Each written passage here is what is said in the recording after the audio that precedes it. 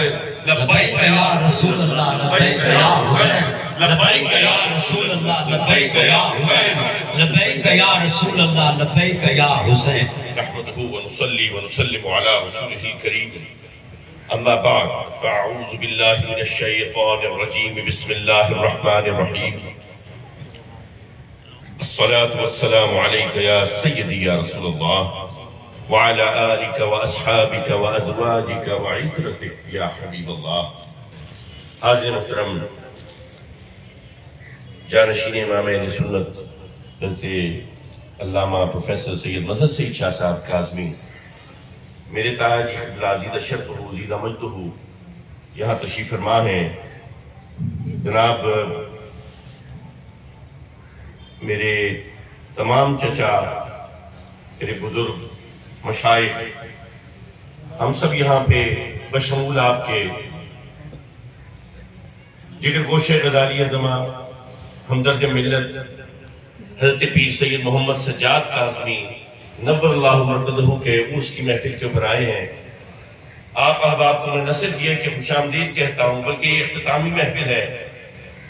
آپ کی خدمت میں، آپ کے انتظام میں، انصرام میں کوئی کمی بیشی ہو تو میں اس کے لیے ہاتھ جوڑ کے معافی کا طلبگار بھی ہوں کہ اللہ پاک اس کو ہمارے لیے غذائے روح کرے اور روحانیت سے بھرپور اس سفر کی تکمیل فرمائے.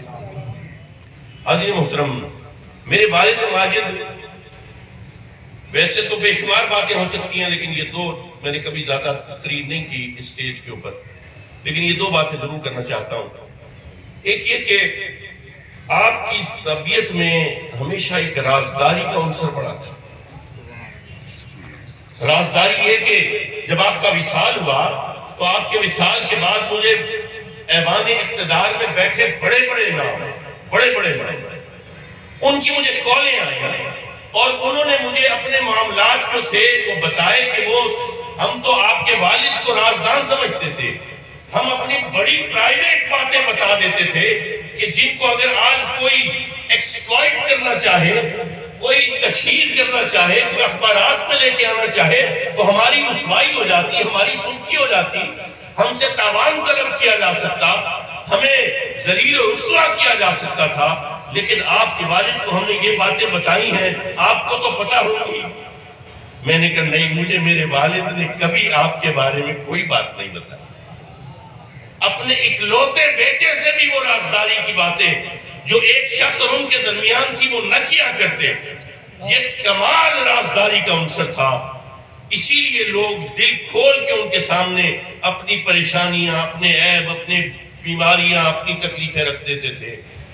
دوسری ایک چیز، ویسے تو میں نے ان کو جوانی کے دور سے پھر اس عمر آخر تک ایک گروم ہوتے اور ڈیویلپ ہوتے دیکھا، روحانیت کے اس پیرائے میں آتے دیکھا، اس پیرہن میں آتے دیکھا، لیکن شروع میں ہی سے ان کے اندر جو چیز میں نے دیکھی وہ تھی فقر. فقر ایسی چیز تھی جو جوانی میں بھی دیکھا، جو اس کے بعد بھی دیکھا، ادھیڑ عمری میں بھی دیکھا اور ذوف میں بھی دیکھا. فقر ایک ایسی چیز تھی کہ جو ساتھ ان کے زندگی کے رہی. وہ اندر سے فقیر تھے، وہ جوتی خود سی لیتے، گانٹھ لیتے، وہ کپڑا اپنا خود جوڑ لیتے، کوئی بٹن ہوتا تو اس کو خود سلائی کر لیتے. اتنی سادگی، جست کے گلاس میں پی لیتے، وہ عام واش روم کو استعمال کر لیتے اور کوئی اس کے اندر ہیل و حجت نہ ہوتی، کوئی تکلف، کوئی تکلیف.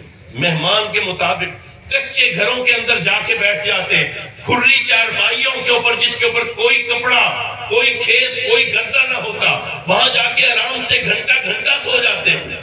اور لوگ پوچھتے کہ کچھ بچھا لیں، کچھ یہ کر لیں، کہتے نہیں کوئی ضرورت نہیں ہے، میں بس آرام سے سو جاؤں گا.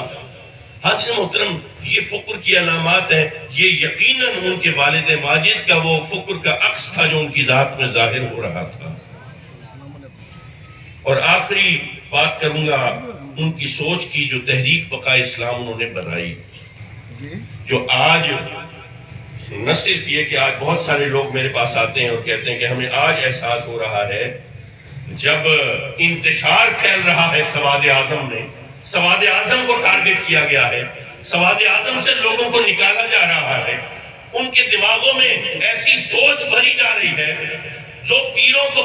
مانتے، مرشدوں کو وسیلہ روحانیت مصطفیٰ و علی المرتضیٰ مانتے، آج ان کے دماغوں میں یہ بات بٹھائی جا رہی ہے کہ کسی تحریک کی جوتی کی نوک پہ ہے سارے پیر، جن میں یہ پیر سارے ان میں صرف سید سجاد سید شاہ صاحب کاظمی نہیں، اس میں صرف غزالی زمان نہیں، اس میں صرف جلال الدین سرخ پوش نہیں، اس میں جنید بغدادی نہیں، صرف اس میں بایزید بستامی نہیں۔ ذرا سوچو آگے کہاں تک یہ بات جاتی ہے؟ کیا یہ درس ہے سنیوں کا؟ حاضرین محترم، یہ تحریک بقائے اسلامی ہے جو لوگوں کو بتا رہی ہے نہیں، سواد اعظم کو ٹوٹنے سے بچاؤ، انتشار سے بچاؤ، اختلاف سے بچاؤ۔ ایسے گندے عقائد کسی سٹیج پر ہوں اور پھر اس تحریک کی لیڈرشپ کی طرف سے کوئی اعلانیہ تردید نہ کی جائے تو یہ مانا جائے گا کہ یہ پری پلان تھا، یہ دانستہ تھا، یہ تمہاری سوچ ہے، یہ تمہارے ذہن کی خرافات ہے جو تم پھیلانا چاہتے ہو۔ یہ بدعقیدگی ہے اور ہمارے اندر پھوٹ رہی ہے۔ اپنے عقائد کو بدعقیدگیوں سے بچائیں۔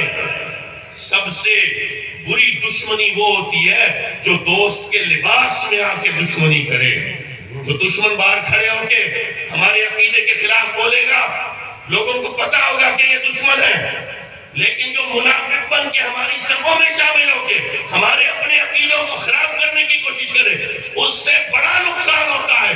ایسے منافق کو اپنی صفوں میں تلاش کرو، نکال باہر کرو۔ تحریک بقائے اسلام کا پیغام یاد رکھنا، اللہ میری حاضری کو قبول فرمائے، اللہ آپ کی حاضری کو قبول فرمائے۔ وما علینا الا البلاغ۔